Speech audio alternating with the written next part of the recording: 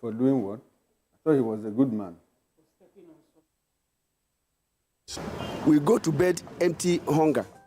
To the blaring horns of a hustling city, the loudest voices of the common man got a medium to be heard. This particular administration, they were coming unprepared. It's not a bad thing to renovate the president's lawn. Through top-notch programming, unbiased reportage of news, sports, business, entertainment, and cultural documentaries, Voice of the People 90.3 FM became a symbol for 21st century media.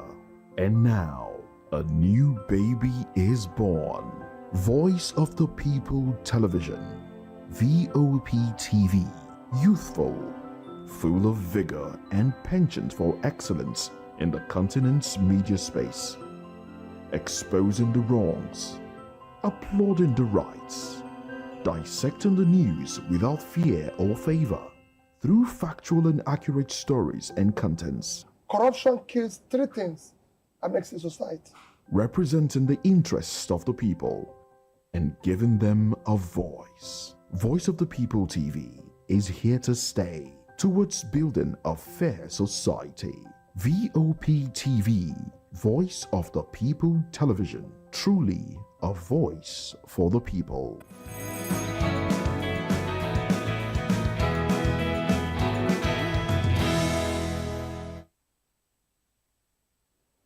Hello there, good morning and welcome to Friday's edition of VOP This Morning on Voice of the People Television. Oh well, today is a Friday. It's also the 22nd day of November 2024. The month is gradually winding down to an end. Oh well, it's good news for some people. When month ends, good things begin to happen. I am Chukwuma Okoro. Now, Simon Ekpa remanded. Extradition looms as Nigeria moves to hold Ekpa accountable. A lot has been happening in and around Nigeria. Yesterday, on this morning, that's this show yesterday, we talked a bit about the role of Finland, in bringing somebody like Simon Ekpa to book. Granted that Nigerians and the Nigerian government have said severally that he is the one that is fueling insecurity. In the southeastern part of Nigeria, moments after that, not quite 2 hours, the news came in that he's been arrested. And the Chief of Defense Staff, General Christopher Musa, has said that, look, arrangements are on the way to extradite him and bring him back to Nigeria to answer questions bordering on terrorism and incitement of the people against the government. Fina? It's quite interesting you've been mentioning of that, because I'm still wondering if after the Lati district decide the case on him, whether he will be extradited back to the country. That's one I want to ask him. But all the same, let's move slightly away from that.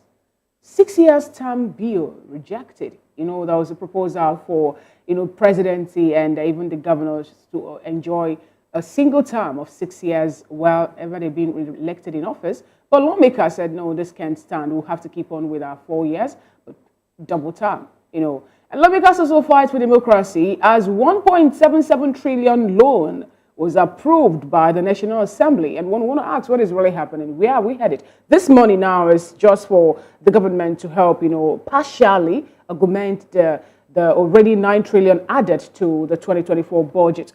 That increases the amount of money each Nigeria is owing. Well, some would say this administration has borrowed too much already in its first barely 2 years in office. It's borrowed quite a lot. Oh, well. And some will also tag this assembly, I don't know, worse than a rubber stamp assembly. But anyway, let's get into other conversations now. We do know that you would have to, we will like for you to follow us on social media. On social media platforms, we are at VOP TV Live. Check out the website, www.vop.ng.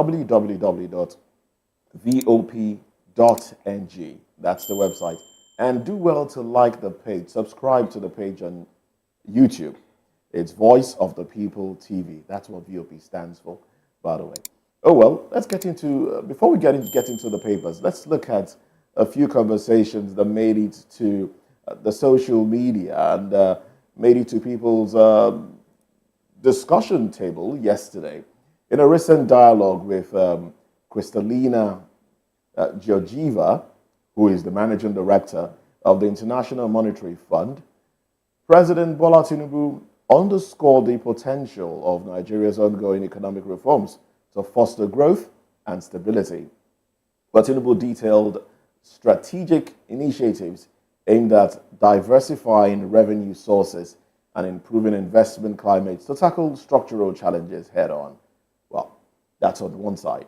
Now, on the other side, Lagos State Governor Babajide Sanwo-Olu has introduced what some would call a bold budget, but I think it's just a regular.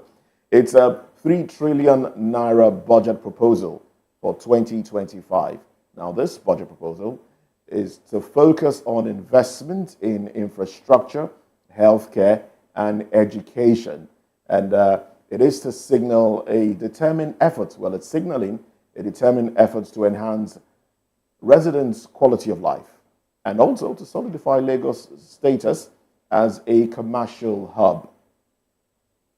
Oh, well. And then there's also the conversation around the newly elected, well, we can't call him elected because he was elected by a faction of the NURTW. You see, this thing just gets confusing. But he was elected. A court, said he shouldn't assume the position, but he went ahead. But that's not the story now. The story now is that recently, some armed thugs reportedly linked to the new NURTW president, and I'm talking about Musiliu Akinsanya, aka MC Oluomo, launched an assault on the National Union of Journalists Secretariat in Abuja, causing chaos and raising serious concerns about the safety of media professionals. The attack has been condemned by the National Union of Journalists as a direct threat to democracy. Oh, well, these stories made it to newsstands yesterday evening. Gentlemen. Well, Moses, let's start from the first to the last. Now, you see, I keep wondering, and I keep asking this question. Is there the people that are in government, the president, the Senate president, the ministers, the senators, do they live in a different Nigeria away from where we live? Looks like they do, because I don't get it. When the president says that he has made strategic initiatives aimed at diversing revenue sources and improving investment climate to tackle structural changes head on, I don't get it. Is it, are they widening the tax net to draw in more people to make more money? That's more like it. Well, that's more like what it should be. No. That's more like what they're doing. That's what they are doing. How are they diversifying the economy? I mean, we are still largely dependent on oil. When we rolled out the 2025 budget estimates, what did we do? Oil price benchmark, $75. We didn't talk about agriculture. We didn't talk about how much gas is going to get. We didn't talk about tourism. We didn't talk about mineral resources. So where are we diversifying to? But I think last week or thereabout, the presidency rolled out the 3MTT program that will see 90,000 Nigerians, being equipped with the technological know-how, talking about the data collection and every other thing that has to do with the technology to do what? To make sure that we belong to the global market, as the case may be. We are moving from oil and gas as a major revenue. So Olu told you yesterday that technology happens to be the new crude oil. And that is where they are channeling. IT. IT and all that. I understand that's the where role of IT they are in building diverting. a modern economy. But the question is, do you build something on nothing? You think Do we don't have the anything at all? superstructure to build the infrastructure on top of it? That's the question. If you have to diversify, like if you build an app now, that will bring together buyers and sellers in the agro sector, what if there are no buyers and sellers? What do you do with the app? That's the question. The apps that they have been building, who has been using it, really? Because there was an app to ensure that Nigerians report the activities of the ministers. Now, we haven't heard of the government visiting that app and, taking a cue from what Nigerians have said, because I know Nigerians, made a lot of complaints. But with all this news, I think it's just about, well, like you rightly said, Chukuma, I think this administration, they seem to be in their own heads, doing what they feel is right, and they seem not to be listening to the people, regardless of the fact that more often than not, when you're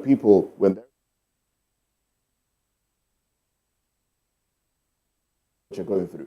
But in truth, is he listening to the people? Or is he listening to a few people and listening to what they are telling him? Because the economy is crumbling. The economy is crumbling. Some would say it has crumbled already with the way Nigeria is going. And if this is allowed for another 12 months, God knows where Nigeria will be. But let's look at another issue, the issue of disobedience to court orders now, and also attack on journalists. It's becoming a lot more brazen, where the fourth estate of the realm, they are not allowed to do their duty of reporting to the people, educating, informing the people. Journalists are being attacked left, right, and center. And because nothing is being done to those perpetrating these attacks, individuals are taking it upon themselves.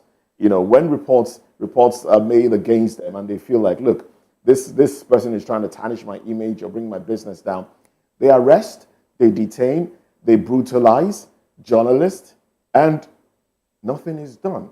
It's unfortunate. It's really unfortunate. Yes, it's quite unfortunate, and I'm happy that we are beginning to read the dead ends early on, early enough. I mean, if we have, because the people that attacked the NUJ Secretariat are alleged to be, that belong to, MC Oluomo. And if it is established to be true, then what do you think will happen in the future? Now, are you seeing the words of Kwankwaso playing out when he says something about, his emergence as the president of the NURTW, more like a way for, the Lagos and the Southern now to colonize the North? Because he made mention of that too. Well, no, it's not only Kwankwaso. A lot of people have raised concerns about, the election of MC Oluomo as the chairman of that Road Transport Workers and all of that. People have also alluded to the fact that he was propped up, ahead of 2027 because of the role that organization plays during election. Transportation of materials and the rest. Yes, transportation of materials and all of that. So if you begin to piece all these things together, conspiracy theories don't just come up and say something. There's always a link, there's always a nexus between what has happened. They rely on those things that have happened in the past and make projections in the future. So that is when it becomes a conspiracy. So if we see this kind of thing happening in the immediate, when there is already a court judgment restraining him from occupying, judgments restraining him from occupying that position, and an appellate court, and an appellate court restraining him from ascending to that position. And we have this come out against journalists, and it again speaks to larger concern about the clamp down on the media. Clamp down on the media. Look at what happened. I mean, in the past 4 months, we were dealing with the government hounding journalists. We have talked about the PDOM. We talked David Hundeyin is still on the run. That data has still not been found, and a lot more people, journalists, being wasted without being known. People are missing. So it raises a lot of concern, and people that are involved. I keep going back to the intelligence community. The intelligence community should not tell us or should not make us believe that, look, we don't have information about certain things. These informations are available. Monies are provided. People are trained to do these jobs. And we know that they do them effectively. Because when government is concerned, when highly placed people in government are concerned, it doesn't take time for these problems to be solved. But when it involves Nigerians, it becomes a different ball game. Talking about highly placed individuals and governments, we'll move away from the story that has been happening here in Nigeria to international body, where the International Criminal Court has issued arrest warrant for Israeli Prime Minister Benjamin Netanyahu and Hamas military leader Mohammed Deif. And this happened amidst allegation of war crimes linked to the devastating conflict in Gaza. This bold move underscores the ICC's commitment to accountability for civilian suffering and violation of international laws, thrusting both leaders into the center of an international legal, maelstrom. And what we want to say, what is really happening? Netanyahu and Dave, are they going to anytime soon ceasefire over what is happening in the Gaza Strip? Well, we know how far this will have been. Benjamin Netanyahu has said, look, he will not stop until Hamas is wiped out. And he still has the backing of the U.S. War crimes being leveled against him, well, I guess he will have to prove that that's not true. But the images we're getting, the images that has been coming out, would indicate that women and children have been affected by these unrest in Hamas and the whole fighting going on there. Women and children have been affected. Some will say that Hamas basically puts the vulnerable forward as using them as a shield. But then Israeli Prime Minister Benjamin Netanyahu might have his defense. Well, we'll wait to see how this one pans. But if we're to check it the way it happened, we know that the Hamas first, tried to get Israel, more like provoke them by kidnapping the people and all that. But let's see how the ICC handled this one. But meanwhile, in Nigeria... Oh, sorry, I wanted to chime in on that because the issue is the October 7 attack. The October 7 attack, While we condemn what Israel is doing, because when President Tinubu went for the Arab Summit, he talked about collateral damage being out of proportion. I mean, we understand that about 1,200 Israelis were captured and killed on the 7th of October. That was what actually gave rise to this crisis. And now, Israel, in retaliation, has taken it out of the ordinary, out of the normal. But I want to talk a bit about ICC. In the first place, Israel is not a signatory to the ICC. Yeah, they are not. Like United States. At last count, there are about 124 countries that are signatories to it. So if you are not a signatory, it becomes a bit difficult, to bring it to book. But there's also the Vienna Convention, on the law of treaties. It's called VCLT. The law states clearly that if there are treaties between sovereign states and an international organization, that is this state, like between the ICC now, whether you are a signatory to that treaty or not, the international law holds you accountable to the extent that you do not do anything that violates or disrupts the operation of that treaty.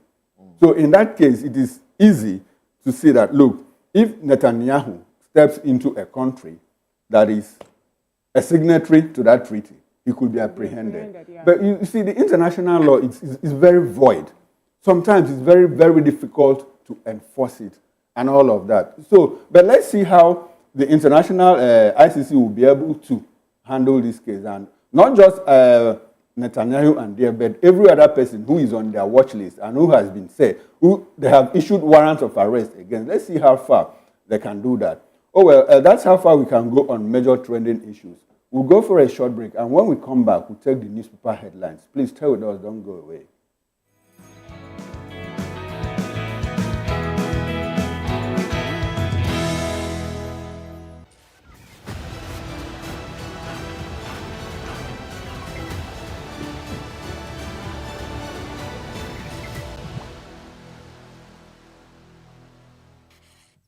Welcome back. It's VOP this morning on Voice of the People Television. Before me this morning is the Guardian newspaper, and the banner headline reads, Dwindling sport fortunes, grassroots neglect, mediocrity strip Nigeria of youthful population urge. That's a big story, and you can get that on page 4 and 5 of the Guardian newspaper. And we have other headlines that made it to the cover page of the Guardian newspaper this morning to be Sanwo-Olu presents 3 trillion budget to Assembly. Senate reviews law, okays life imprisonment for drug traffickers. Address internal conflict or face 2027 defeat, Bode George warns PDP. The story is on page 7. Governors National Assembly agree on constitution review. The story is on page 3. Atiku, LCCI, faults Tinubu's 1.7 trillion naira fresh loan amid lawmakers' swift approval. Ekpa Remanded, DHQ, that's Defense Headquarters, Lord pro-Biafra agitators arrest, hopeful of region's peace.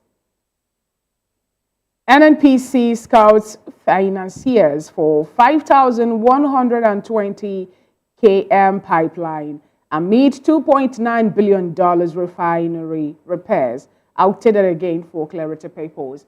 NNPC scouts financiers for 5,120 kilometers pipeline amid $2.9 billion refinery repairs. I don't know if it is a Port Harcourt refinery or anyway, but it will tell us anyway. Then we have the last but not the least of the headlines that made it to the cover page of the Guardian newspaper today. 71% of households adversely affected by food price hike. That is coming from NBS. And those are the stories that made it to the cover page of the Guardian newspaper this morning. All right, let's go to the Daily Independent now. The banner headline here reads, Kwara, Adamawa, Kebbi, FCT delayed decision on state police. Riders, NEC gives states FCT 1 week to submit reports. Raises committee on national electrification to check grid collapses. RAMFAC, agency that sets salary structures for public officials, broke. Interesting. Oh well. On top of the nameplate, Senate OK Tinubu's 1.767 trillion naira loan request. Finnish police arrest IPOB Simon Ekpa over terrorism charges. Rider, CDS hopeful of his extradition to Nigeria. And then that's one of the conversations we're having today. And then we have Nigeria loses $28 billion annually to power outages. Tinubu's loans bringing unbearable pressure on economy. Atiku, Ayu gave Tinubu opportunity to be president, says Bode George. Laments some PDP members working with APC ahead of 2027. NAS replaces death sentence for drug traffickers. 100 million Nigerian children at risk of climate emergency. UNICEF alerts. And then there's another bold headline there. Reps reject 6-year single term for president. Governors. Well, I talked about this with Chukwuba during a newspaper review, but that was yesterday. We'll talk about this again today. It's not the first time this bill is coming up. Well, will it be the last? We'll wait to see. ACF suspends chairman for comments on 2027 presidency. These are the headlines from Daily Independent. And up next is the Daily Trust newspaper with the banner headline, IPOB, military seeks extradition as Finland jails Ekpa. Now the window headlines, Reps reject 6-year single term for president. Governors. Grid collapse, NEC, that's NEC, raises committee on national electrification. Ex-Fedeco scribe, Amadou Kofi, buried in Katsina. Now we have other stories. Palestinians welcome ICC's arrest warrant for Netanyahu. Girl, 13, beats classmate to death in Kogi. Oh, that's a very sad one. Kano government reunites 76 freed teenagers with families. And ACF suspends chairman Osuman over unauthorized statement. I'll take that again for emphasis. FCF, that's Arewa Consultative Forum, suspends chairman Osuman over unauthorized statement. And that's all from the Daily Trust newspaper. On the cover page of the Punch newspaper, the stories are you see. Anti-Tinubu comments. ACF suspends chairman as Afenifere orders back president. Right after that story, Tinubu inherited Buhari's economic policies. Ohaneze, Middle Belt, others reply ACF. And beside the masthead, 21 states enroll for AFDB, African Development Bank, 850 billion naira agri scheme. 21 states enrolled for AFDB, 850 billion naira agri scheme. FG, governors decide on state police next week. That story is on page 16 of the Punch newspaper. And the window headlines are, Ekpa's terror charges. FG presses for extradition as IPOB disowns Biafra agitator. PDP postpones NEC meeting as North Central insists on chair. And we have a major pictorial there where we have the vice president, and also we have Loki Ayedatiwa, the newly elected governor of Ondo State, and other persons also made it to that picture. And beside, there's another one again that have Ngozo Konjo-Iweala and other Nigerian dignitaries. Serial grid collapse, a NEC panel to boost power generation in states. Lagos, 3 trillion 2025 budget prioritizes infrastructure, tourism. Visiting US-based Nigerian bought 9 drugs before death, police. Visiting US-based Nigeria bought 9 drugs before death. That is coming from the police. And the last but not the least of the headlines on the cover page of the Punch newspaper. Winners get 77 million naira in Zenith Bank Tech Fair. And those are the stories you'll find in the Punch newspaper. And then the Vanguard is up next. From the Vanguard newspaper, the banner headline here reads, Terrorism, Presidency Mum, DHQ thrilled over arrest of Simon Ekpa. 4 others. The riders, government of Finland arrest Simon Ekpa for crimes related to terrorism. We have nothing to say yet, IPOB. Why we can't comment now, Presidency. DHQ excited. Hopes Ekpa will be extradited to Nigeria to face justice. And then we have, we strongly support Tinubu's reforms, says IMF MD. 2025, why we are proposing 3 trillion naira budget, Sanwo-Olu. Tax reform will be on side of Nigerians, NAS. Okay. Ogoni 4 versus Ogoni 9. The blame game continues 30 years after. And then going further down, we have 2/3 of households lack money for healthy food. NBS survey has revealed. Reps reject bill on 6-year single tenure for president, governors. NAS okays Tinubu's fresh request for $2.2 billion external loan. Atiku slams Tinubu, says debt burden crushing economy. 2024 CAF Awards. Nigeria women dominate with 15 nominations. Go girls, go girls. All right, so those are the headlines from the Vanguard newspaper. And now let's quickly run through the Nation newspaper with the headlines. Tinubu, relief measures for the poor, small businesses to go on. Tax reforms designed to further stimulate the economy. And that's the rider. And you have the window headlines. DHQ, that's the French headquarters. Ekpa's arrest in Finland, victory for anti-terror battle. House of Reps throws out 6-year single-term bill for president. Senate approves 1.77 trillion naira external loan request. BOI support for MSMEs, others crosses $5 billion. And now the other headlines. 3 states get ultimatum to decide on state police. Kwara, Kebbi, Adamawa listed. Sanwo-Olu proposes 3.05 trillion naira 2025 estimates. Work to start on rail line. And the bottom strip, ACF suspends Osuman over 2027 comment. And that story is on page 4. And again, we have live jail for drug offenders. That's all from the Nation newspaper. And that's how far we can go with newspaper headlines. Join Moses and I at 9 o'clock for a more detailed review of newspaper headlines. We'll go for a short break. And when we come back, we'll talk about Finland remands separatist leader. Extradition to Nigeria imminent amid increasing tensions. Please stay with us and don't go away.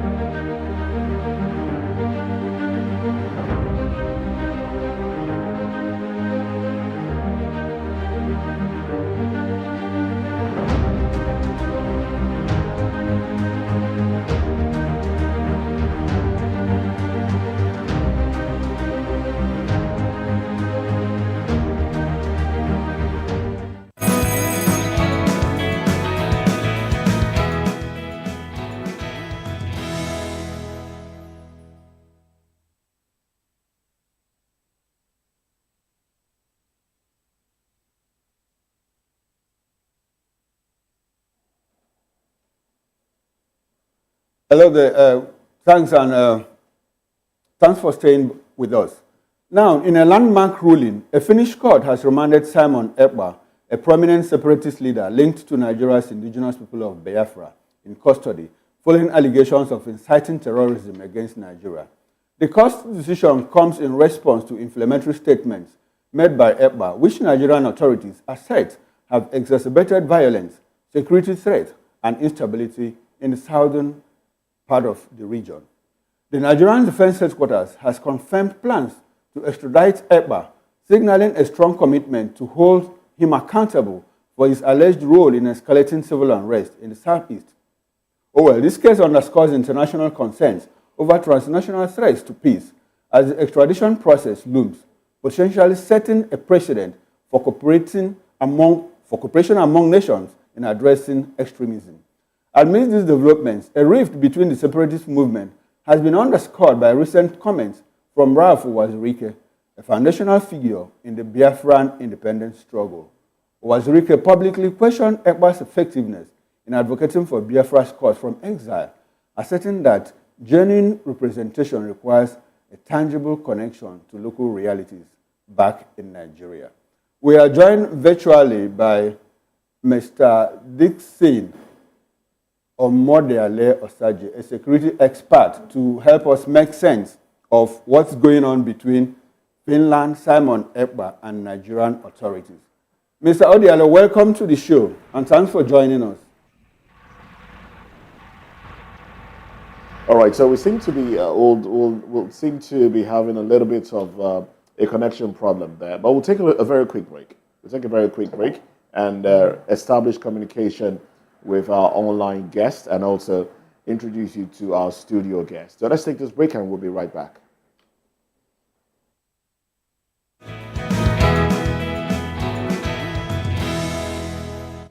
Are you ready to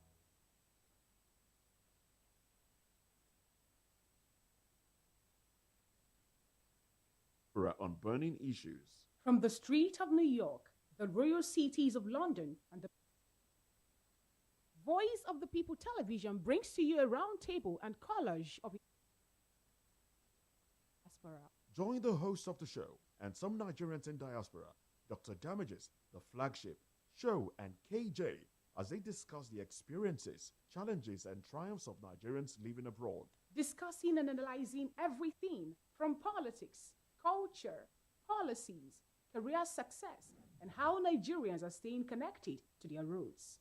Showing every Saturday by 2 p.m. West African time and 9 a.m.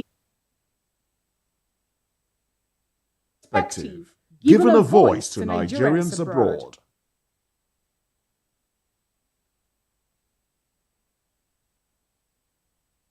From the views on the street We go to bed empty hunger. to the blaring horns of a hustling city, the loudest voices of the country.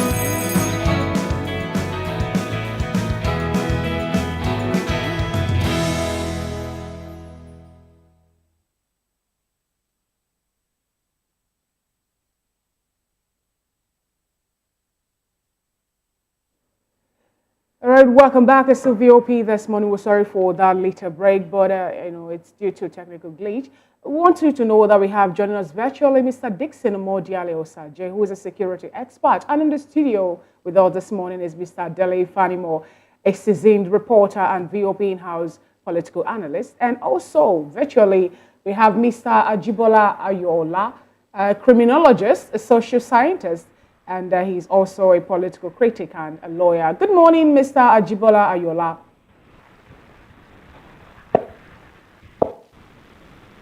Hello, can you hear us? Good morning. Yeah, good morning. Good morning. Good to have you in today's show. All right, Mr. Dele Fanimo, good morning. Good morning. Thanks for having me. Yeah, you're highly welcome to the show. Now, a quick one. We have, yesterday, we talked about Simon Ekpa, the speeches he made, how he said until Nnamdi Kanu comes home in Finland, the sit-at-home order continues. And it wasn't up to 2 hours after that. We heard that the Finnish government, remanded him, and that happens to be on the case of terrorism that he has been kind of sponsoring here in Nigeria. Now, what does this really portend? What does it really mean? And we heard also that the defense headquarters also happy and thinking or planning for his extradition back to Nigeria. What do you have to say about this, Mr. Fanimo? The arrest of Simon is long overdue. And so I'm not surprised that the Finnish government had to pick him. And, because for some time now, there have been calls for his arrest. Even stakeholders in the Southeast are no longer comfortable with him because he has deviated from the rules of engagement and the foundation of and modus operandi of IPOB to the extent that that organization became a group that is despised by some people owing to his activities. IPOB was, and I also want to state here that IPOB did a very good job in the last, I think about 3 or 4 weeks ago, when they did a kind of reorganization and pushing an agenda that is different from what Simon was pushing, and having a constructive engagement and pushing out narratives that this is an organization properly structured, properly organized for a goal that is known to Nigerians and the world at large.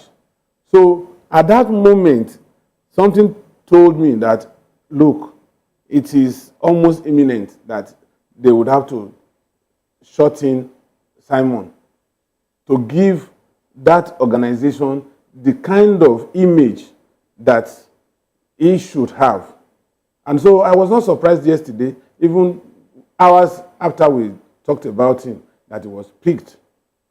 But that of the defense headquarters is just a probability. And I was even surprised that after the Finnish government picked him up was when DHQ now said they were thinking. So it was not even in their plan to even move for extradition.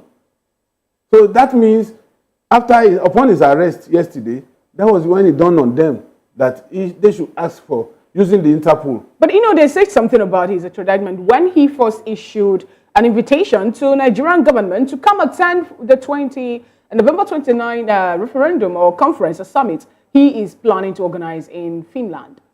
You see, what I'm saying is, that statement, if you read through the statement, you'll see that there was no allusion to the fact that there was a plan that had been stepped up before his arrest. So it's like, after his arrest, they are now moving for extradition. Okay. And which the Finnish government may not be favorably disposed to. All right.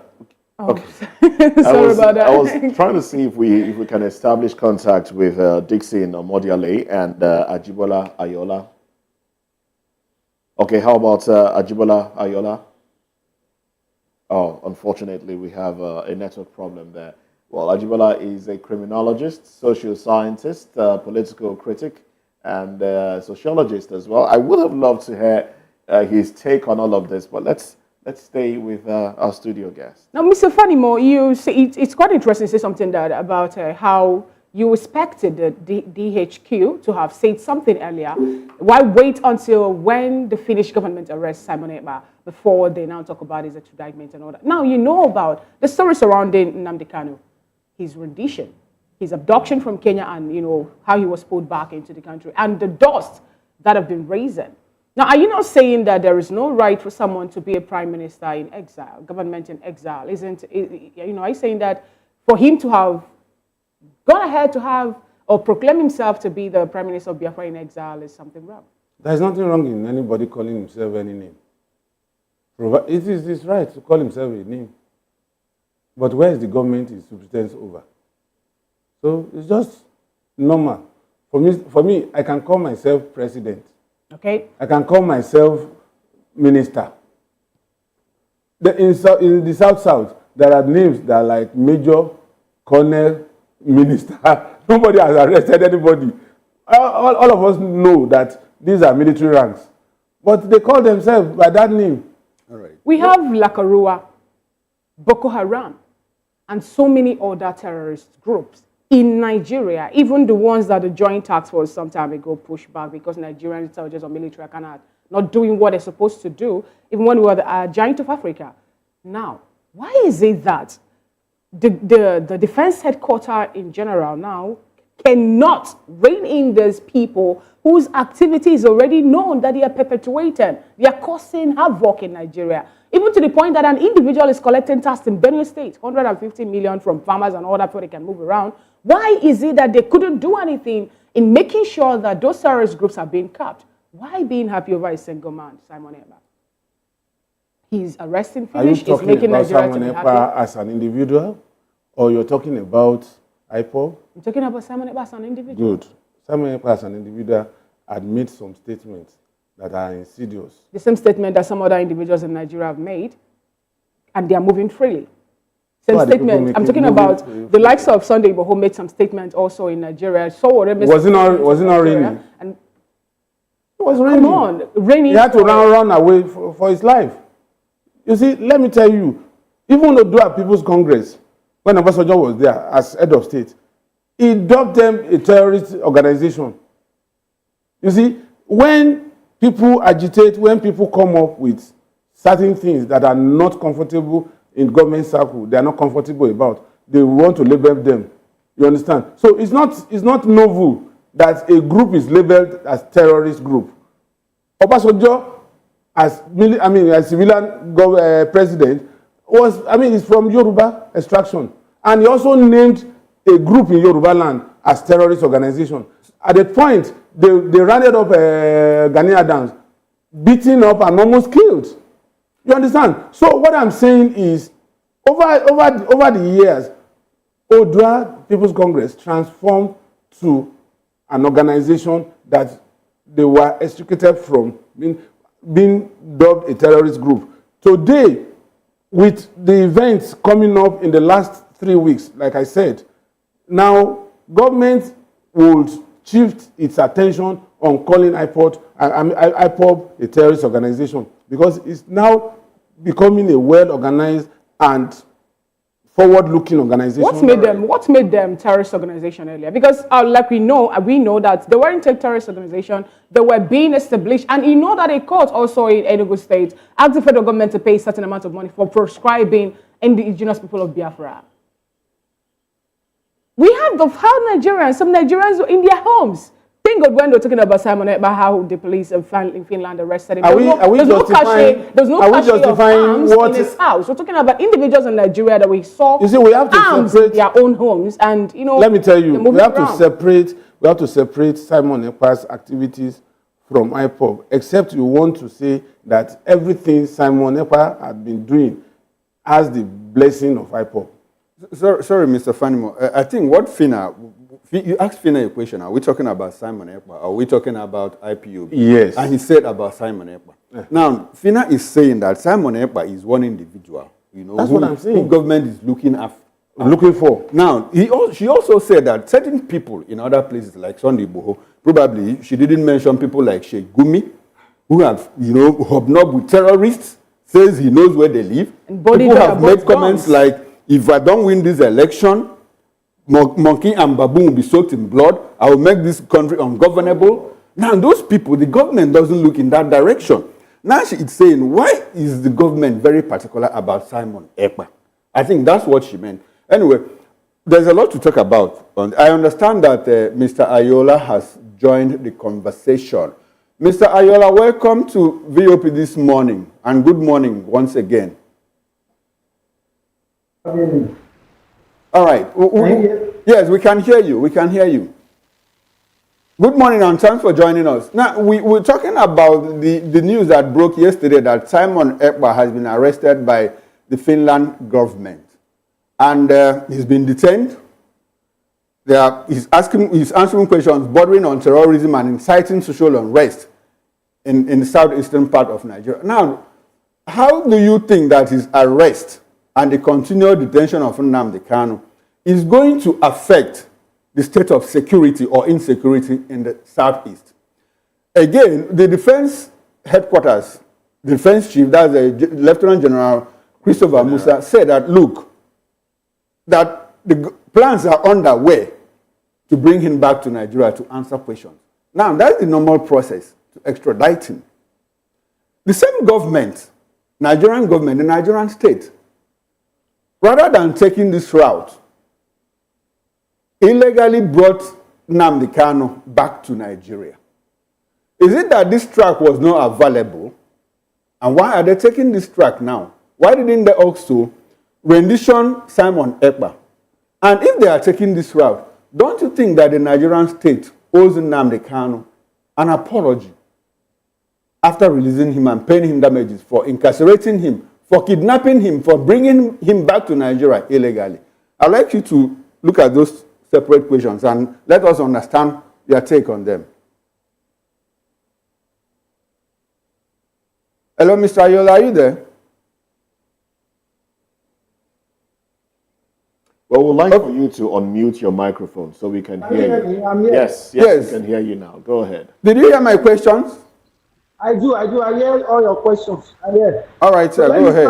Let me start first from, I don't want to bring in tribal discussion to this, but first, permit me to say, Olori Mamaje, head is always head. Nigerian government, apologies. Nigerian government, they are so one-sided. Yes, let me put that. I'm on air and I will be sincere with you. You see, the issue of Samuel Ekpa or no Ekpa, this issue has been lingering for very far long time ago, even before we are mature to this extent. I think we are well, some of us are students of history. What has been the issue that led Ojukwu? What are the quests? What are the demands that led that man to what he was questioned for, that led to this Biafra petite? Give or take, we all know what play out. The same thing, this Wazirike, his own era too, before led to this Nnamdi Kanu. So in a nutshell, this agitation will be coming up time. If Nigeria as the head fail to balance the equation. Now they should extradite him back to Nigeria, this or that.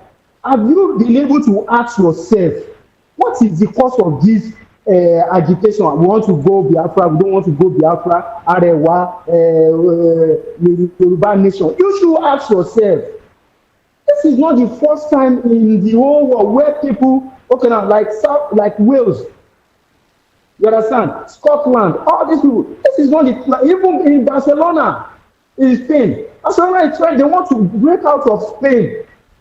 Do we have all this ups and downs? If you bring your house together, I don't think an average Nigerian wants to face any issue of with this all these ups and downs. And I have to be sincere with you. Okay. So if they should bring Samuel Ekpa back to Nigeria, only if Nigeria and Finland have this extradition treaty, let them ask themselves first. And extradition process is not something of a day or 2 days or 3 days. So that Nigerian government don't distract us. Okay. Let him face the terrorist charges wherever over there, and let Nigeria face the local issue. How can you make Nigeria better for average Nigeria? Okay. How can you make Southeast secure? Okay, so you think, sorry to interrupt you at this point, so you think him facing the charges over there would be a lot more better than being brought back to Nigeria to answer 4 questions because he's been accused of inciting violence here in Nigeria while, sitting in his home in Finland. Would you prefer, as a criminologist, would you prefer that he be brought back or be tried over there in Finland? I prefer, the thing is, justice must prevail. Okay? Let justice prevail. Let me allow you to answer the question. Back, hello, can you hear me? Go ahead, please. If extraditing him back is what we end all these incitements, statements, insecurity in the southeast, and what have you. Let them do the process. At least we all know the process. Let the Nigerian embassy in Finland, ambassador in Finland, let them inform the Ministry of Foreign Affairs, and let the Foreign Affairs inform the President or the National Security Advisor. So let them go. Here are to 5 the process. If that is what they feel can end this unrest in the southeast, I'm good. Let them bring it on. If that will not end the agitation and the killing and burning of property and houses in the southeast and some parts of the country, then I don't see any issue bringing in. Okay, it's either this or that. Then you don't have a. Okay, let me bring you back to the studio now, Mr. Fafanimo. It's not the first time that Simon Ekpa is being arrested. He was arrested sometime last year, and he was released the same day after questions were asked and everything. Now, this time around, we hear that he will be detained, and DHQ is excited that, look, extradition seems to be on the way. And with the way they're going about this, like my colleague pointed out, the difference between this and the Nnamdi Kanu incident, where he was renditioned, basically kidnapped and brought back. Do you think Nigerian authorities have learned a lesson from the outcry as to how Nnamdi Kanu is still, being detained and not being able to hold on to anything really, because the courts have said, look, let this man go because of the way he was brought back? And are they trying to go about the extradition of Simon Ekpa the right way so they can detain him? That's on one side. The second side, do you think that if bringing Simon Ekpa back to Nigeria will facilitate the release of Nnamdi Kanu? The first question you asked is if government has learned a lesson from the outcry that greeted the rendition of Kanu. Well, of course, ab initio, as a person, this is my personal opinion, I didn't like the way he was kidnapped and brought to Nigeria.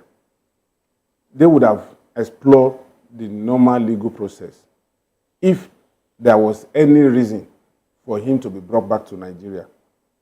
You understand? So, to that extent, and his continued incarceration is not in any way the right thing to do right now. More so that the courts had freed him at one point or the other. And that's why most of the time when I intervene in Kanu's matter here, I feel he should have been released yesterday. Because one, for personal reasons, to his health, to his well-being, to psychological well-being, and his reconnection to his immediate family. Two, because he is also central to the peace process in the Southeast. Like it or not, there is no way Kanu will not be a game changer if he's released today. He has turned a hero that it will be difficult for anybody to tame him, to tame him or to taint what he believes in. Okay, but we also... But go ahead. That is to the extent of Kanu. Okay. But as for Simon became too belligerent, perhaps because of the freedom he has in Finland. I'm sure he wouldn't have done what he did if he were to be in Nigeria. He became belligerent, and tactically, at a point, there was no synergy between him and IPOB. And that tells me that IPOB did not ab initio support his own agenda. You see, Samuel Ekpa and Yusuf, the case of Kanu and Simon is like the case of Yusuf and Shekau. Boko Haram had been existing with Yusuf as the head, and nobody felt the impact of Boko Haram. They were in that forest, not Sambisa, in Borno, in Maiduguri. Because Borno State government gave them that parcel of land. Yusuf was part of government at a point when he had gathered enough people to his side. He resigned from government and went to join his people in that place. And they were managing them until Yusuf was arrested and he was killed in detention. Shekau took over, and the thing became a big problem. That brings me to my next question. Now, do you think bringing or arresting or detaining Simon Ekpa will put a stop to the agitation? Will it in any way reduce or put a stop to the agitation in the southeast? Now, before you respond to that, I would like us to also bear in mind that Simon Ekpa has his own, has those that are loyal to him. He has those that see eye to eye with his own ideologies and methods. Now let's watch a video of one who calls himself Minister of Communication, Biafra, Minister of Communication, in exile as well. One starts to wonder who sent them on exile. Are they just not? I've always told you that you can become anything. Oh well, let's take a listen, and maybe Chukuma will help us interpret. At the end.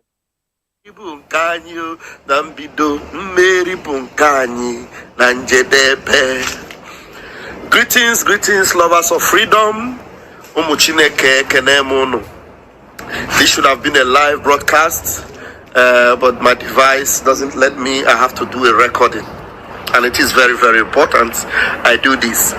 Raphael Chiamaka Jere, Pastor Van Van Vam is my name.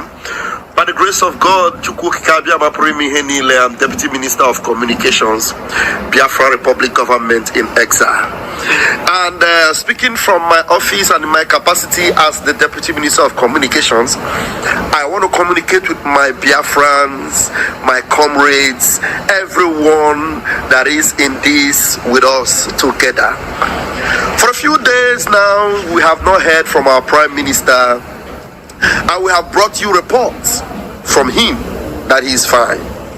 We have told us he's on a national assignment, on a very important assignment, something that will keep him away for a short time. And there are speculations here and there are insinuations here and there are innuendos here and there. This is not funny, but I want you to get serious with what I'm about to say. Now, our people said that Ada Sombabu Ejogo, which is to say, soldiers that are enlisted to fight, they are not scared to die while they engage in the battle. And so we as Biafrans, we are not scared to fight. Number one thing you must know that we are not scared of is that we are not scared of arrest. We are not scared of name calling. We are not scared of attacks, because those are things that would come normally. Arrest, it can come normally. Attacks, hey, it should just be our daily bread. Yes, and then some people say there are speculations going out there. Our Prime Minister have been arrested on terrorism charges. Hey, where do I keep this phone so that I'll be able to clap? I'm using my hand to hold the phone. I would have clapped onto that if my Prime Minister was actually arrested for terrorism charges. Why should I clap? What do you think our Prime Minister is looking for, or Mazin Namdekanu himself has been looking for, each time they dare everyone that is coming after them and say, we want to go to that Hague. Let us go to ICC and iron these things out. Let's go to the Hague together. Let's go there. Bring it on. Let's go. So if you are charging me or arresting me for terrorism case, it means that you are ready to hear me out. So if it is indeed true, as the speculations have it, from some of you that do not want to take our word for it, that our Prime Minister is arrested on terrorism charges, then that is what we are looking for, because it means that it is time for the world to hear our voice. Now, Mazi Simon Ekpa that you know, Mazi Nnamdi Kanu that you know, do they look like people that are scared of being arrested on terrorism charges? No. Now, the way I am speaking now, I'm talking to you. Do you see me, Pastor Van as somebody that is afraid of being arrested on terrorism charges? All right, so this is, it's quite lengthier, but this is how much we can take from this individual. Calls himself Vam. That doesn't sound like a name, like a christened name. But he also identifies as the Deputy Minister of Information, Biafra Republic Government in Exile. Oh well, my point here is this. There are supporters. There are those that, sympathizers with the arrest and, extradition if it possible happens. extradition. If it happens of Simon Ekpa. Do you think this will cool off or maybe come to an end? You see, the theory behind his arrest is when you take out a general from a troop, the troop becomes, they get scattered and disorganized. And to that extent, government is likely to look that way. If you look at the Israeli, Hamas, and the Hezbollah war, what they usually do is to target the leader. Anybody that is proclaimed the leader, they will target the leader, and then the troops would have to be in turmoil for a while before they get the attraction. But you see, there's a difference between agitation and criminality. You can locate Kanu within the prism of agitation, which is legal. But when you now begin to incite people to kill anybody that is found on the street on a Monday, abridging their rights to freedom of movement, freedom of association, and then you are also going ahead to make sure that those threats were carried out in some instances, then you have also impugned on the fundamental human rights of these people. You have also ensured that these people are not allowed to go about their businesses, inflicting economic, social, psychological problem and all that on them. Then that person deserves to be arrested. Okay, now let me bring it back to Ajibola Ayola. Are you still with us? Just trying to ensure that you're still with us. Hello? Great. Now, with this possible arrest now, just a few days back, we had Governor Alex Oti say part of the unrest in the Southeast is politically motivated, and it has the hand of politicians. Well, he didn't say politicians outside the shores of Nigeria. I'm not sure he specified that. We know that Simon Ekpa is a politician outside the shores of Nigeria, but we are assuming that he's talking about politicians within the Southeast, politicians in Nigeria. If that be the case, don't you think that if there are certain powers, certain individuals, maybe powerful individuals involved in this, they might stall the possible extradition of Simon Ekpa if it will draw attention to their own activities? Don't you think there might be collaborators within government that might ensure that this doesn't go the way some Nigerians are hoping it goes? Hello? Well, you seem to be in a place with a noisy ambience. If you can get to a quiet place so we can have this conversation, we will appreciate it. Go ahead if you can hear me. I guess we lost connections with him. Mr. Fanimo, back to you in the studio now. You talked about criminal activities being different from agitation. Agitation, yes. Let's take it back to history. When Dim Odimegwu Ojukwu was alive, he was talking about how the Southeasterners are being marginalized. And then that gives birth to the issue of Biafra. And that also happens when we have the Aburi Accord that also played out. You know, we had that statement a lot on Aburi Accord to stand. And that also led to war. And how many years down the line we're still here, these people from the southeastern part of this country still crying, still talking about how they're being marginalized, still talking about the same thing that led to the war. Now, do you now think that this arrest, and if possibly Simon Ekpa has been extradited back to Nigeria, do you think that this is in any way going to curb the issue of agitation? That's on one side, and the other side is, why is it that the government is not looking at the cry of the Southeasterners? Why go ahead to arrest the people who champion to talk for their own, freedom, or who talk for their interests to be revealed? Why are they looking at their cry? Why are they keen on picking up individuals that talk for the Southeasterners? How many people had government picked? We have Nnamdi Kanu, who's even the court say allow him to go, and he's still there. But who was really started Maso? It was not haunted because it was towing the line of peace in the course of agitating.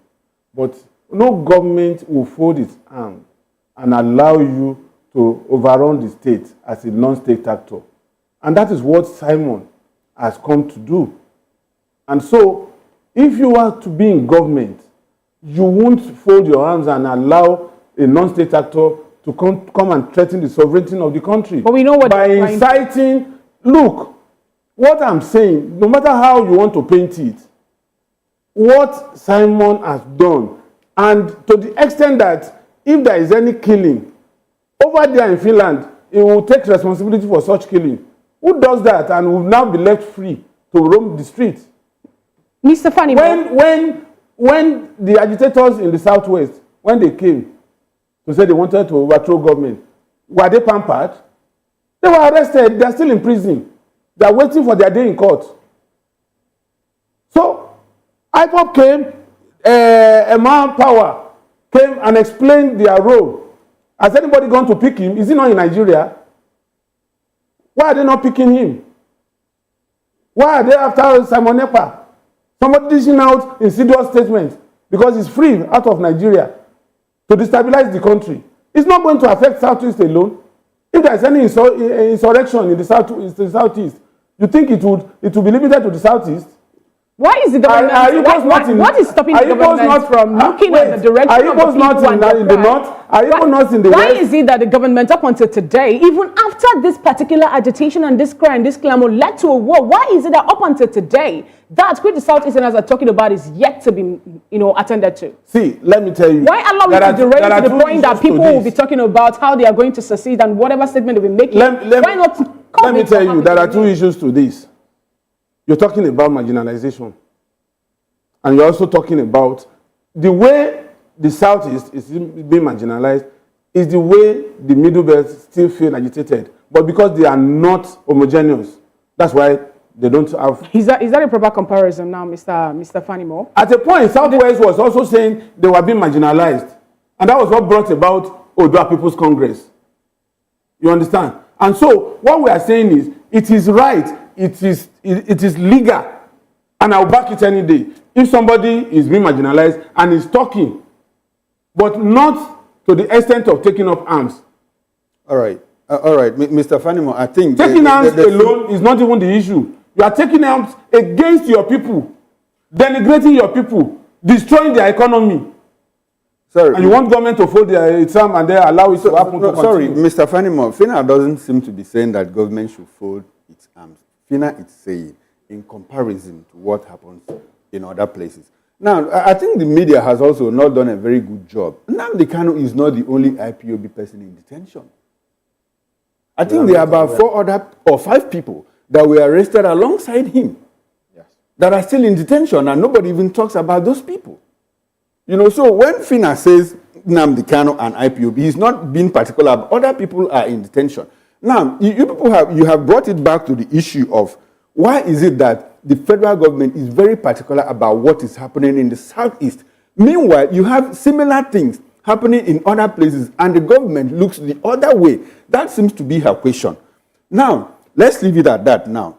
My concern is I asked a question. I threw it to Atajola Ayola, and it's like he didn't quite, talk about it at all. Now, the issue is this.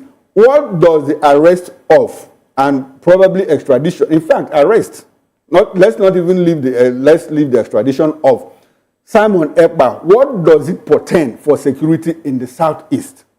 And for the fact that the federal government is saying, we are going to take the normal route to bring him back, but they took the other route to bring back Nnamdi Kanu. Don't you think that the federal government, the Nigerian state, owes Nnamdi Kanu an apology for kidnapping him and bringing him back to Nigeria, incarcerating him, leaving him in detention against court orders that said he should be released? What's your take on those two matters?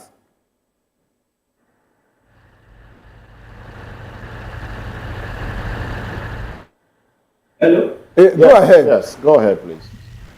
Okay, yeah, my take on that is that you see, Nigeria. That was why my statement earlier on that Nigerian government they tend to be lopsided in their judgment sometimes, and a kind of I don't know. You see, the issue of Nnamdi Kanu being kidnapped and detained against his personal wish and fundamental right, because that is how it looks now. So for me, Nigerian governments are not doing the right thing on the part of the law, on the part of his right, because they are acting against the court order that is wrong on their side. Now, this issue of Samuel Ekpa has even opened everything more than what they thought of. Because he that comes to equity must come with clean hands. Okay, now you want to extradite this in Ekpa in a normal process, but the other one, which is Nnamdi Kanu, brought him in an illegal backyard way. So how do you strike a balance in all this? So for me, based on your statement, Nigerian government too, they are shooting themselves. You understand? They are shooting themselves because what now you go this way, you go that way. You don't strike a balance in all these things. Knowing fully well that the multiplying effect of this is on the people of the Nigeria, as so to say, because I don't want to say Southeast or whatever. One way or the other, the Yorubas have married the Igbo. We are intermarried, and this thing, it has multiplying effect on Nigerians. So they should be sincere. They should be sincere in their quest. They should be sincere in all what they want to do, regardless of tribe, religion, and all that. So for me, as you said, Nnamdi Kanu need to be released based on court judgment. Then every other thing will follow. Samuel Ekpa, you want to extradite him, let those one follow, but do the right thing at the right time, and let's follow the normal procedure in all of these things. So that's my take, sir. What's your take? Let's bring it back to you, Mr. Vivian. Same question. On the legality of his Yes. continued detention. Yes. We have always, I've said it. Well, it's a No, different thing. does he deserve an apology? Does he deserve an apology? Of course, if it's found that what government has done, for instance, is They need to before if hello. Go ahead. No, go ahead. Ayola, go ahead. If you deserve apology, thank you for where he is when you are doing this is health in fact is even emotional. So let them do the need to follow the court judgment. After then, if they public apology, national dedication and all that is but All right. Unfortunately, the audio is really bad, and we cannot continue with this interview. We do hope that our technicians will see to the fact that you have a better audio, and then we'll bring you back to the conversation. So we'll have to let Ajibola Ayola go for now while we rectify the issue with audio there. Now, back to the studio. We still have Dele Fanimo with us in the studio. We've talked about some individuals that were arrested alongside Nnamdi Kanu. Yes, alongside Nnamdi Kanu. Yeah. And they have been kept in detention. And there seem to be... Is it on the same charges? Still on the same, yes. And they attend court. Some of them were arrested every time before... They were arrested alongside him. Before he was said to have jumped bail.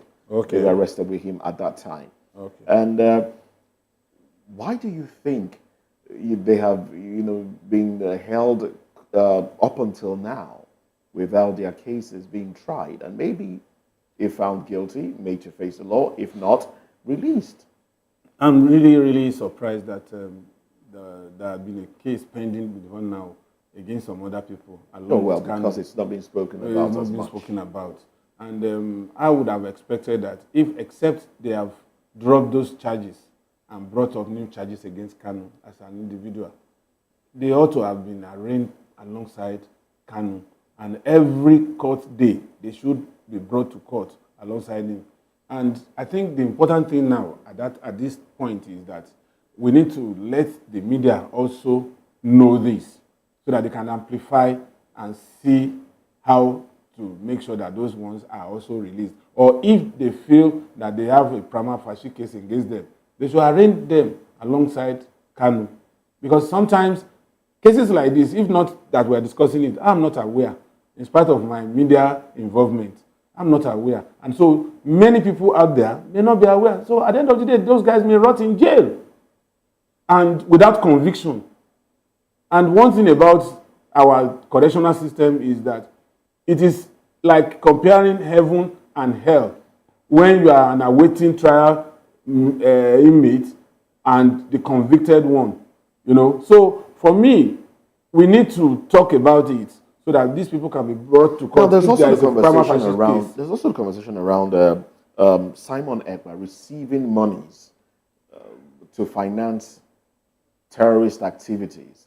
That's part of the reasons he was arrested, because it goes against the law, the Finnish law, receiving monies. And that was why those other 4 guys were also arrested along with him. He said they were financiers. Yes, while investigation was ongoing. But some of those that were arrested for financing him were not mentioned. We're only told that they fall within those born between the 60s and the 70s. Is it 60s and 70s or 70s and 80s? 70s. 70s and 80s. So they fall within 70s and 80s without actual names being mentioned. I think 60s and 70s. That's the age bracket that they fall under. But what does this mean, really? That certain individuals may be sponsoring Simon Ekpa, giving him money. And they are residents in Finland. But we weren't told whether they are in Finland or not. But the information is still sketchy. My question here is this. Let's assume that Simon Ekpa gets monies to finance terrorist activities in Nigeria. Shouldn't we be looking at how those monies are used in purchasing weapons? Shouldn't we be looking at how those monies are sent back to Nigeria? Can we have bank transaction details that would show where these monies come from and how they get into the money? Nigeria, how they get to those that are being used to perpetrate this crisis? Shouldn't we be looking at that? You see, whatever we are going to arrive at here is just congestion. And we're not really going to nail we're giving people a perspective. But the truth about it is, I just hope that the Finnish government will not be like Nigerian government, where, especially security agencies over there, where you will be arrested before you are investigated. If it were to be the Scotland Yard in Britain, Metropolitan Police, I know that those ones, they would have investigated you and closed your file. Well, apparently, you understand? That's not the case, because when he was arrested last year, he was released because he didn't have enough facts on him. You see? So for him to have been arrested, so that's why I said my worry. One would assume that my worry facts on him is already.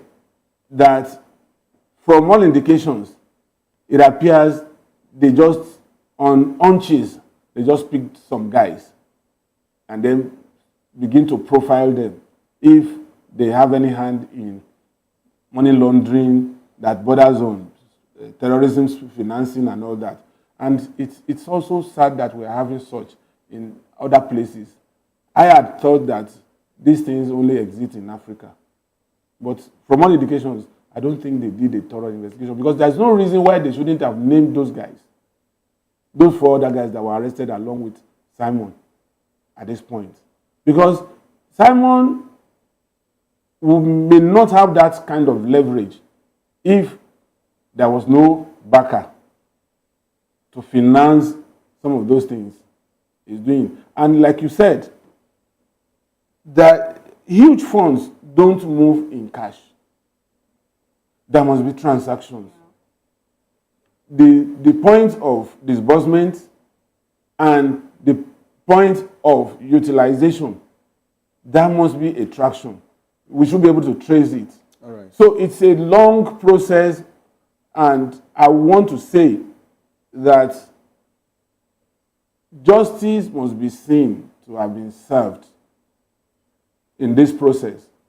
Otherwise, it will go the way of other cases that we wouldn't get to the top of it. All right. Mr. Fanimo, I want us to talk about the possible extradition of Simon Ekpa. Let's even start from his arrest. What do you think will be the security outlook of the Southeast in the immediate, now that he's in detention? Now that he's in detention, how do you think it will affect the security outlook? Given the position of IPOB in the last 1 month, okay, I think the right thing to do is to dissociate from Simon and his gang. Which they have done consistently. Which they have done consistently. That's what I'm saying. And now that the leader had been picked, it is not going to be difficult to identify his followers. No, that doesn't seem to be the problem. The problem is, whether there will be peace in the Southeast. It's not going to considering the fact that, look, we had one Pastor Zamzam Vam Vam, who is in Finland, and they have followers. No, he's also in Finland. No, he's abroad. He's abroad. He's abroad. You know, he's abroad. We don't know where he is. He's abroad. You know, and they have followers. I asked that question in the light of the fact that, look, intelligence should be able to profile these people. I keep going back to the issue of Yasser Arafat and the Mossad. At the point, Mossad, when the DFI, the IDF, Israeli Defense Force, you know, many times they had Arafat within striking distance, and Mossad will say, no, let him be.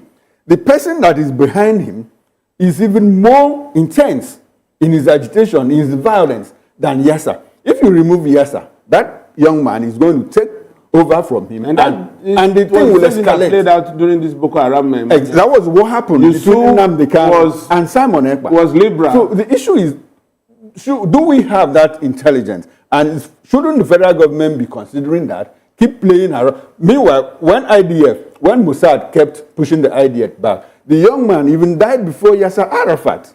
And that was what threw up Abu Mazen, Mahmoud Abbas, and all of that, who was more pliable. You know, he was more amenable to peace and all of that. So what do you think? And you have almost answered this question. No, considering there are two scenarios that could play out. Either it will thaw the crisis. You see, I am not too particular about agitation, which IPOB stands for. I am looking at the criminality of those members of Simon Ekpa. Exactly. That's what do you think it will portend? What do you think it portends for the Southeast? If he is held in detention, there is every likelihood that another person would emerge and want to prove himself. And if that happens, it now depends on the psychology and temperament of this new person that is likely to emerge after the detention of Simon Ekpa. If that one is pliable, if that one sees the need to say enough of this brigandage, enough of these killings, then we'll be having something that will look like peace in Southeast. But if we now have another tough person who may likely be tougher, just like Yusuf and Shekau, be tougher than him, then we may have to contend with uprising beyond what we are witnessing. And that brings me to that question I once asked you. Why wait? Why is it that the government of Nigeria keep on waiting for these people to keep on emerging? Why not answer to their call? Why not attend to the need? Why not talk about what has been happening? What led to this agitation in the first place? What do you think is keeping them from looking at it. And also, it's more like it's like you're personally, you have a turn with IPOB when you say you're not in particular about the agitation, given the fact that you're being. You don't understand what given I'm the fact saying. that you're being marginalized. No, wait. You are getting me wrong.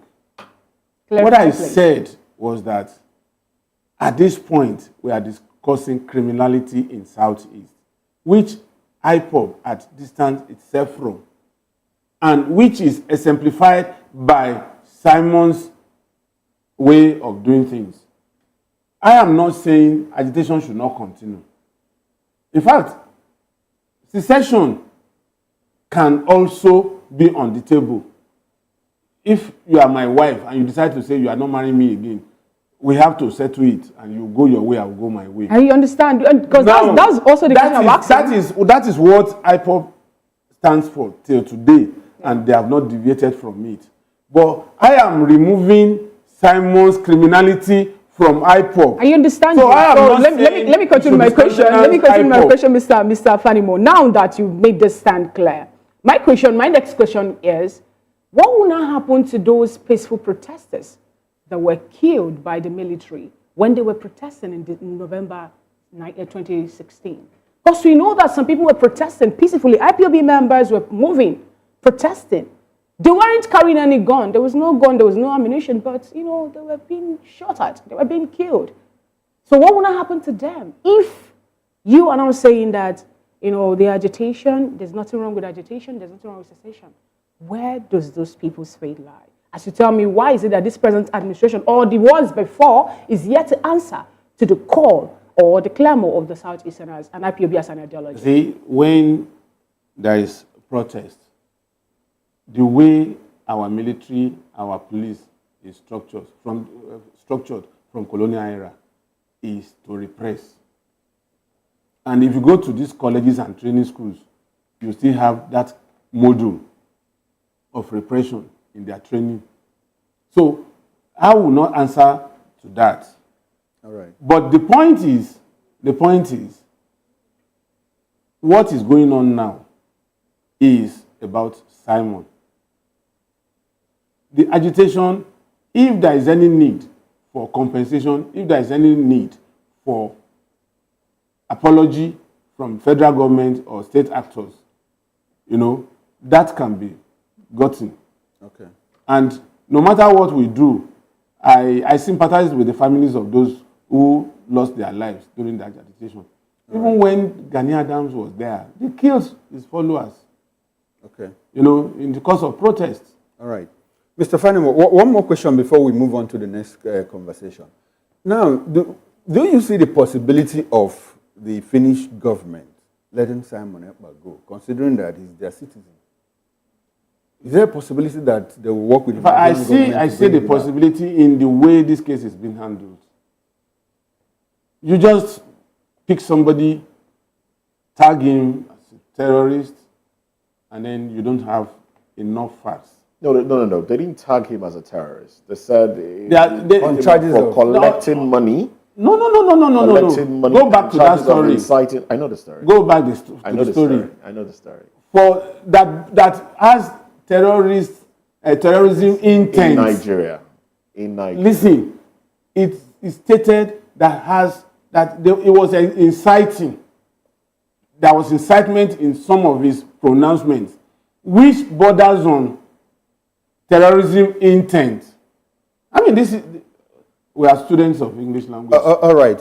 Thanks very much, Mr. Fanimo. It's a developing story. It's an ongoing conversation. We'll find out. We'll follow up and see how the Finnish. But I tell you that if there is nothing concrete against him, Finnish government will release him. All right. Thanks very much. Now we'll go for a short break, and when we come back, we'll talk about Nigerian National Assembly rejects single-term bill as NAS approves 1.77 trillion naira loan in fiscal reforms. Please stay with us and don't go away. We'll be right back.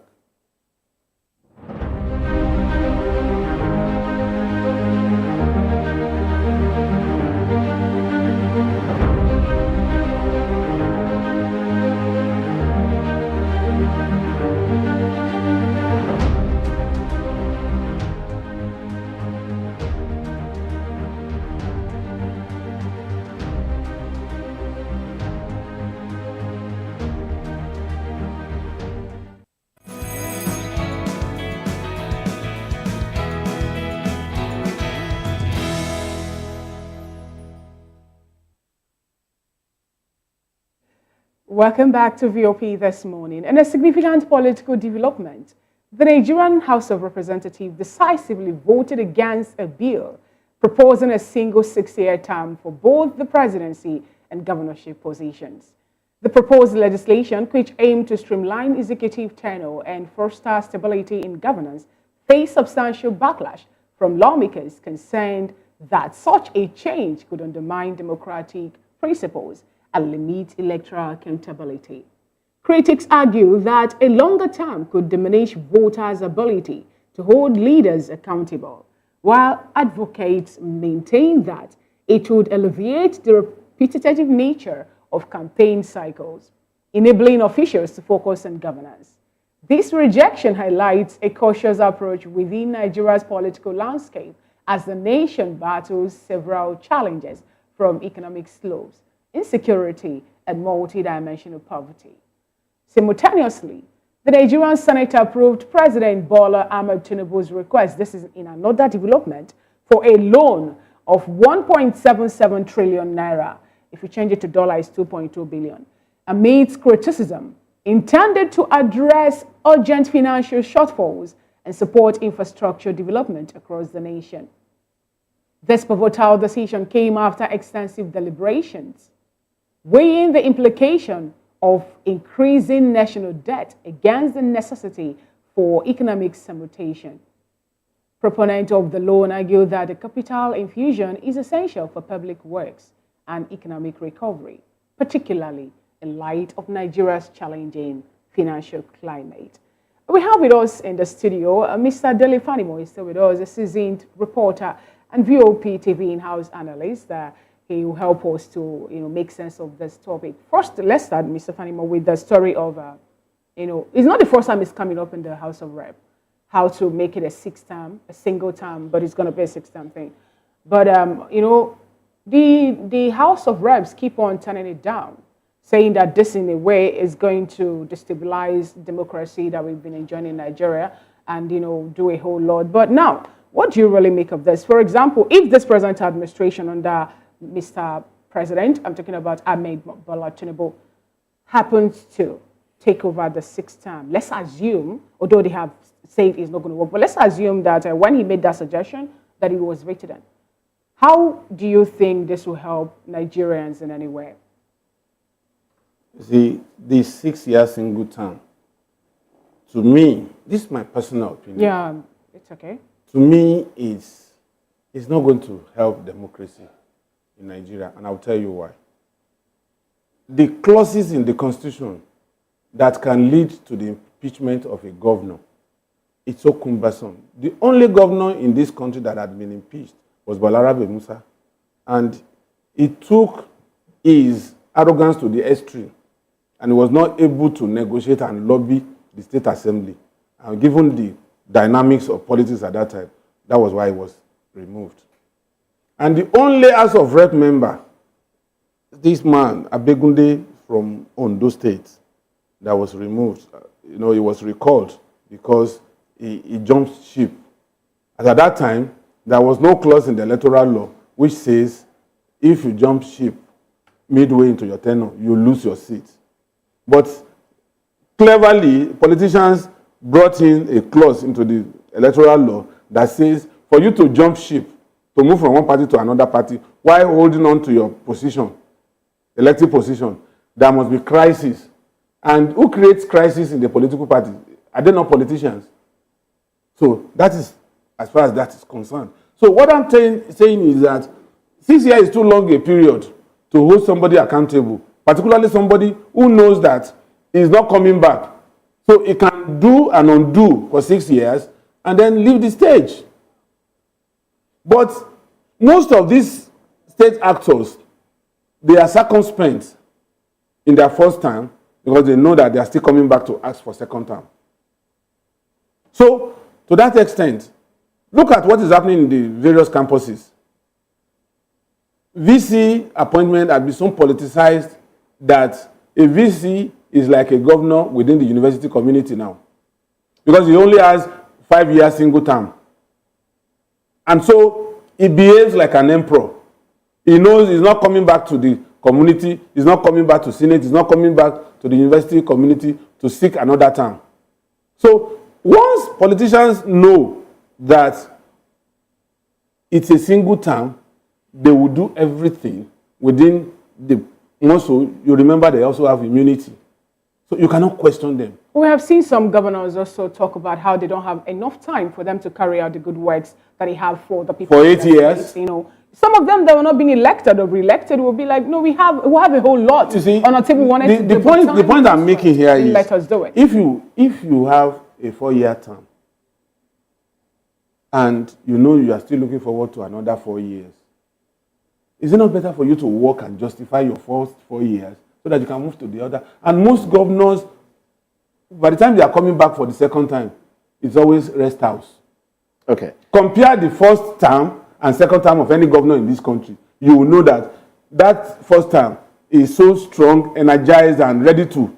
But as soon as you come for the second time, time to clear. Is this same thing with the presidency too? Of course. Anybody. Are we having something like that play out in Nigeria with the recent economic hardship that we're experiencing? The worst part of it is for a 4-year term, at least for a first timer, you use 1.5 to 2 years, depending on your sagacity, to plan and execute projects.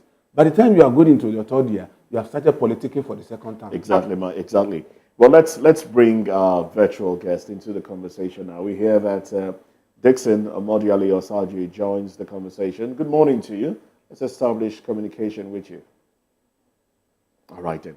Well, we've lost connection with Dixon, but yes, I was just saying, you know, that was exactly my point, because in a situation whereby right after elections, you know, there's this zeal to probably satisfy those that got you into office in the first 1 year or 2 years, doesn't that? Because you still need them for the second time. And then by the third year, you're already planning re-election. So doesn't that limit the performance? The time required to work, and then they focus on getting back into office, so they can now, you know, coast home and have their retirement, you know, done. What if we extend it to 6 years? Don't you think that will give them enough time, at least, to execute all the projects that they probably want? And, you know, and then if it's a 6-year, 1 term, don't you think that will give other people an opportunity and solve this agitation for this talk about some people being left out? You see, let me tell you, if you want to factor the psychology of an average politician in Nigeria, you will know that your postulation may not work after all. And I'll tell you why. Go ahead. 6 years single term. The man comes in. He knows he's not going anywhere after 6 years. The first thing that will come to his mind is, okay, now, first 1 year, 2 years, let me settle those who brought me in. The third year, since I'm not coming back, and I don't know what the future portends for me, can't I just go ahead and make sure I have a soft landing for myself? And then you will be looking at him, since it doesn't need to come back to you again. You are helpless as the electorate, and he has his way, and then you keep repeating the cycle every 6 years. Most of the jobs that you see governors perform is always in their first time, not on the second time. Because by the second term, they are they know they are coasting home. Let's look at. Nobody can question them. Excuse me, please. Let's look at the environment now, the political environment now. And yesterday, we were talking here during the newspaper review, and you were, you know, part of the show. And then I talked about the possibility of that bill. I didn't even know it was going to be shut down. You know, the possibility of that bill coming up again. By the way, this is not the first time. It came up before.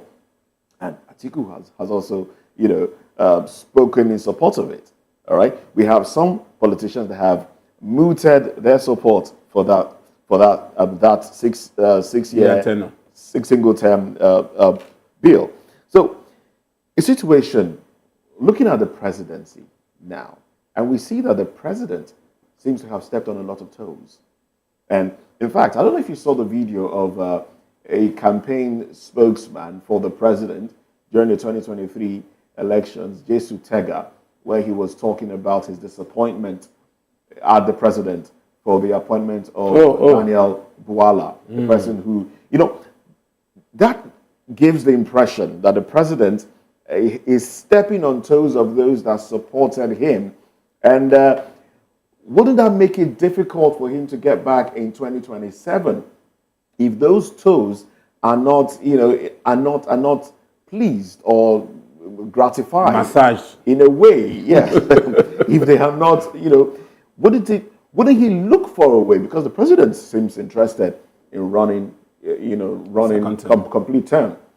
Do you see a situation whereby some sort of politics will play, and the president will still have his way? We know the president has been described as a man who has his way every time.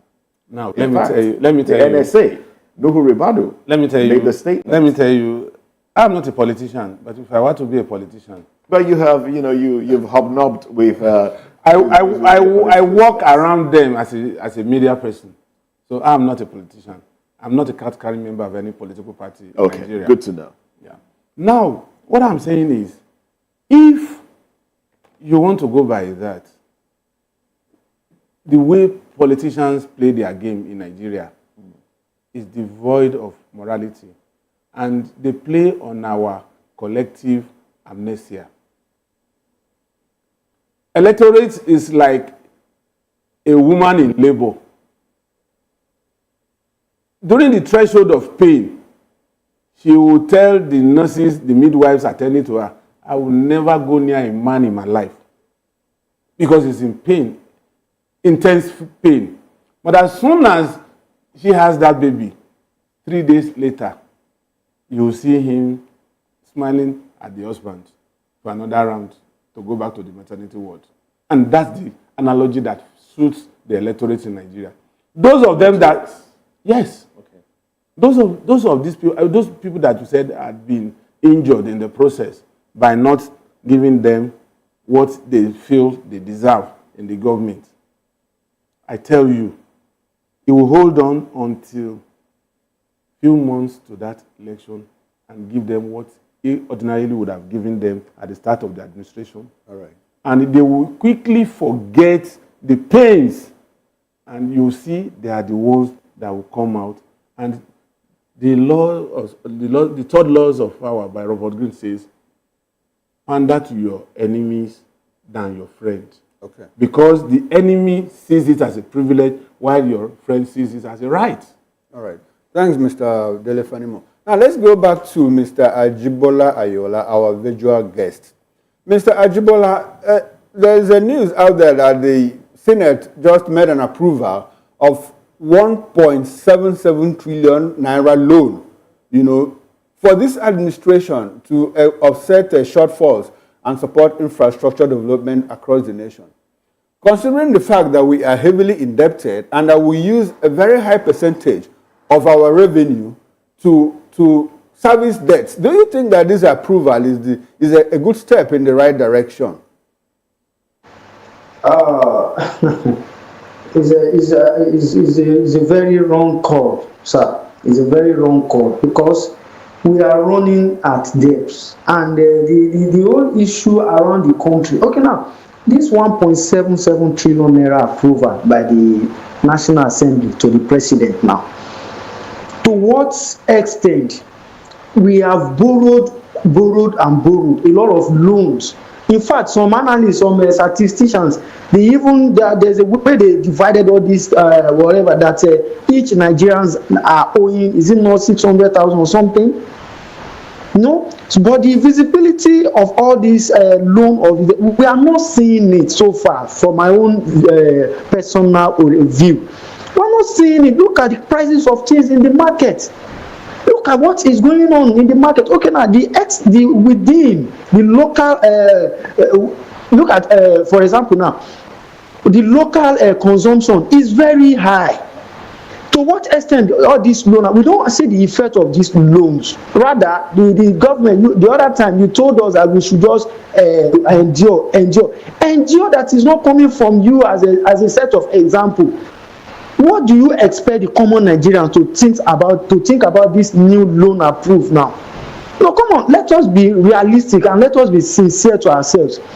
You understand? Let us be sincere. This loan is uncalled for, is needless, because what they are pushing to the state, to the National Assembly, is not what the Nigerians are seeing. All right. Before you know now, another fleet of yachts, another fleet of all these things, and you ask Nigerians to have patience, and you are not living by example. So this loan for me is just needless. But Mr. Ajibola, some people will tell you that other nations also borrow money. For example, the United States of America happens to be the country with the highest loan. Now, don't you really think that Nigeria needs this loan for them to push, given the fact that 13 or 12 MDAs have not received their salary from October, and that might linger till December thereabout? But the thing is, what happened to our sincerity? The institution you just mentioned now, fine, they are not. Are they not? Hello? I'm listening. Go ahead. Okay. We have seen so many institutions that they generate funds. You understand? Like Nigerian Customs Service now, they generate funds. What happened to those funds? Can't you use those money? Let us generate. Okay, the funds we generate locally can also be used to pay all that institution salaries. You understand? So this whole thing is not about some people. It's about sincerity of the purpose. If we are sincere, we are all aiming for a good Nigerian for all of us. If they are sincere about this, let the money go for what they want to use it for. All right. Thank you, Mr. Ajibola. I'm sorry I have to take you back to our previous conversation so that you can chime in on that topic. Now, the House of Representatives rejected a bill seeking a 6-year single term for the president and the governors. What's your take on that? My take on that is very simple, sir. You see, this five-term, as they rejected it, I am fine with that. The reason is that, you see, I will take you back to Lagos, because I'll be using Lagos, where I know very well, as a point of my analysis. When Baba Jakonde assumed office as Lagos governor, I don't know, most of us, we can see here Jakonde estate and all that, and it took that man to achieve all those things, I think within 4 to 5 years of a single term. So if they are sincere about 8 years, 2 years, Nigerians need service they need your service. You understand? Because you are a civil servant, you need to do all what you promise them, all your campaign promises. Okay. Now, an example of Fashola too. Even when Fashola wants to go, if not for the fact that this is their 8th term of 18, some people are still longing that I wish we can have this guy for the 3rd term. Right. So it is your performance. This stationing down that 8 years, 5 years term of 18 is for their own self-centeredness. Okay. Not for Nigerian populace. That's right. What I take. All right, Mr. Ayola, I'm sorry we are running out of time and we have to end this conversation probably in the next 5 or 6 minutes. Can we have your final take on the 2 topics that we just discussed on this morning? On the 6th topic we just highlighted? Yes, on the 2 topics. Okay, my final take on the Samuel Ekpa issue, for my take on that is that if they want to extradite Samuel Ekpa to Nigeria to come and face all the charges they lay before him, sitting at home, inciting crimes, terrorism intent, financing terrorism, let them go ahead and do that. Only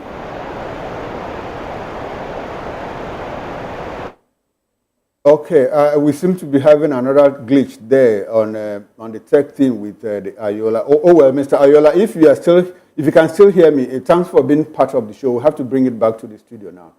Mr. Fanimo, as a wrap-up, please, don't you think that Nigerians have always believed that we have a pliant National Assembly, a House of Representatives that's under the thumb of the executive. But in this case, this is not the first time that this single 6-year term is being rejected. Yeah. Now, and one will ask, is it because, one, the president is gradually losing, I'm not saying that the president is the one sponsoring it, but somehow he might be interested. Are we saying that he's gradually losing his grip over the National Assembly? Because Nuhu Ribadu, according to Moses even alluded to it, Nuhu Ribadu once said that, look, the president always has his way. Or is it because they are not part of the considerations? What's your take on that? And please, okay. You and I know that whichever way you look at it, this National Assembly is a pliant National Assembly. And nothing bad can come from presidency to the National Assembly. But Mr. Fanimo, they said they are standing with Nigerians. Who brought this bill? They said they are standing with Nigerians in terms of the tax reform bill. That's more like saying a no. And now they are rejecting the 6 single-year term. That is also being with the people. So do you still think that, you know, they are still more like a no, they're giving a no the National Assembly or a rubber stamp? It's unfortunate that we don't even have time to really look at this. So that I would have done a kind of chronicle. No, go ahead. We still have like 4 minutes. Okay. Anything that has to do with environment, padding, and adjustment to budget. Can you tell me when this National Assembly, the 10th National Assembly, had deviated from the expected pandering to the presidency? No. This particular single tenure has no bearing with the National Assembly because they have limited tenure. There are some people that have been in the National Assembly, you don't get to hear their voice other than to say nay or hi. Okay, you wanted to say unlimited. Unlimited now. Okay. There is no tenure to coming back to National Assembly. So it doesn't bother them. And they feel that if it doesn't bother them, then let it go. And then the one you said they rejected, the tax bill, it was as a result of the lobby of the northern governors who felt that they will not be reaping what they didn't sow if it goes through, if they pass it. And that was why they shut it down. It has to do with interest. But apart from these two you have mentioned, there are so many things that the National Assembly should have questioned. But the speed at which they pass these bills, you marvel. Whereas the ones that are supposed to benefit Nigerians, they are there. You know how many years PIB stayed in the National Assembly? 3 successive senates. They couldn't do anything about it because it doesn't concern them. So for me, the shutting down of the 6-year single term has not given me any hope that this Senate and House of Rep are not tied to the apron strings of the presidency. All right. Okay. So can we have your final thoughts on the topics we have discussed today? Simon Ekpa, 1.7 trillion yes. borrowing. Simon Ekpa should go through the due process of the law. And law must be seen to have been served, either in Finland, either in Nigeria. No matter what, even if you catch an armed robber killing, he's still entitled to trial and fair hearing. 2, on the 1.77 trillion, I tell you, if there is need for that loan, and it will be judiciously used for what it was asked, it was asked to, it will benefit the masses, then they can go ahead and access this loan. But if it's going to end up back in the countries that this loan originated from, because that has always been the case, you get trillions of naira and you still take it back you take it offshore. Now they don't even save in some of these Western countries now. They go to the Far East, where there is no law, so they can protect their looted funds there. Okay. So for me, if it is for the good of the generality of the masses, I don't have a problem. If it's going to be spent on infrastructure, I don't have a problem. But if it's going to be relooted, then we have a problem with that. All right, thank you very much. Oh, it's been a very great conversation. We've been speaking with Mr. Ajibola Ayola, a criminologist, social scientist, sociologist, social and political critic, and also a lawyer. Mr. Ajibola Ayola, thanks for being on the show. We also had Mr. Delefani Moore, VOP in-house analyst and seasoned reporter. Gentlemen, thanks for being on the show. On behalf of the backroom staff, my colleague